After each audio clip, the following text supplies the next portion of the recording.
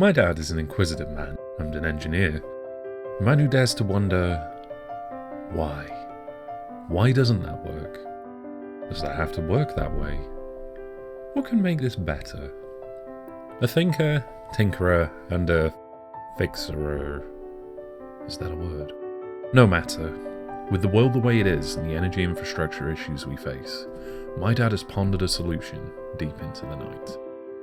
I remember growing up seeing various magnet kits and little physics projects littered around the house that I wasn't allowed to touch. During one of his many ponders on perpetual motion, his mind stumbled upon a wheel he'd seen in a book. Perpetual Motion, the History of an Obsession, outlines an overbalance wheel, detailing its construction with a small footnote stating that it doesn't work, but providing no explanation as to why. "This cannot stand," my dad said aloud to no one, startling the cat and rushing to the research terminal. "So why don't they work?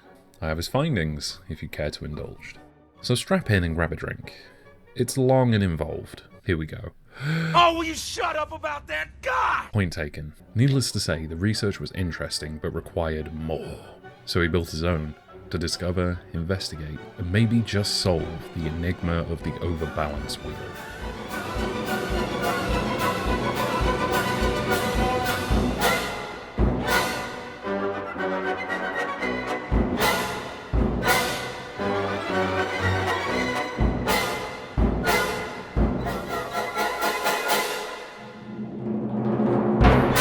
With the finished product to play with, he soon discovered why they don't work. They find balance or equilibrium and need an external source to make it unbalanced. Scotty, I can't change the laws of physics. What could he use to prevent this equilibrium? Which element would be both sustainable and powerful enough to provide the right Thrust! He could use weight on one side. It works, but it's not really practical as a singular concept, as you require the weight to be constantly applied. Fire? No, not practical at all, that. Lightning? Too dangerous. What about air? Maybe. But weight?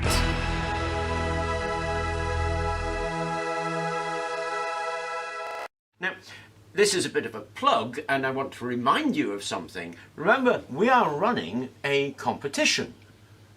The details of the competition are in video number 1471, and it is, in brief, to make a water wheel that can light an LED from any materials, any style that you want. It just has to be a water motor and run an LED. Water. The purest of all elements. One that falls from the sky and flows through the earth's rivers and streams, the very substance that we all depend upon. One used for generations to power our flour mills and irrigation in our farms.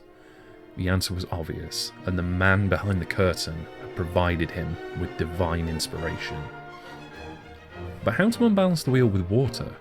What vessel would work with our overbalance wheel?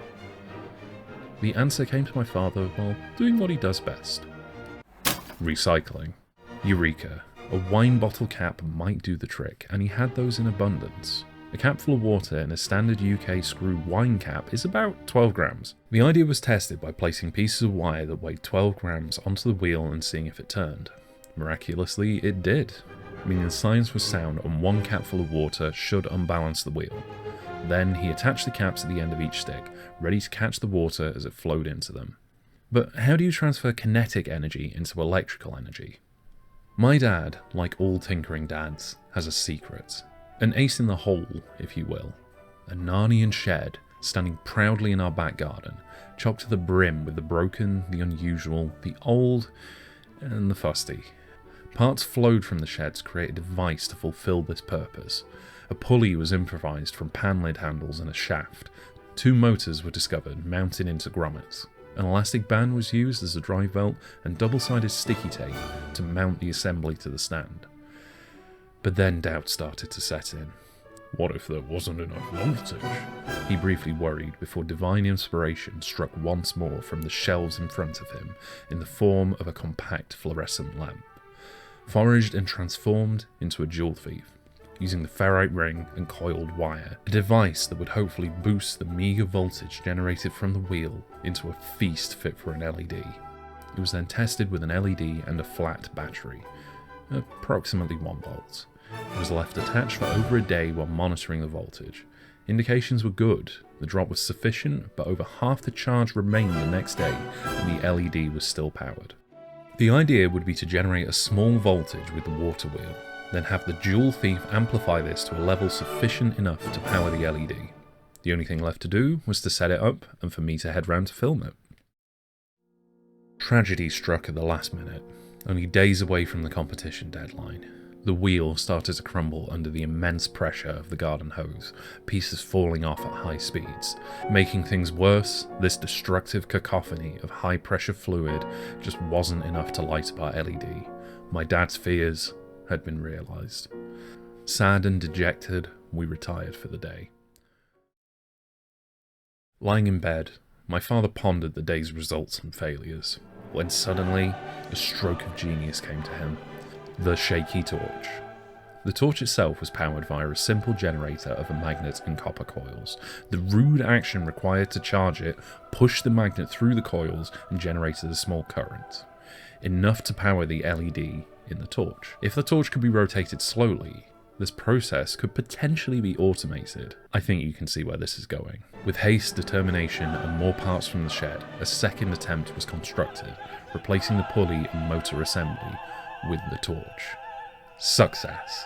By the power of water, the wheel was rotated at just the right amount to allow gravity to do the work for us, with the magnet dropping through the coils when it starts to approach 12 o'clock on the wheel. This charges the torch capacitor, which with the flick of a switch, can then power its LED.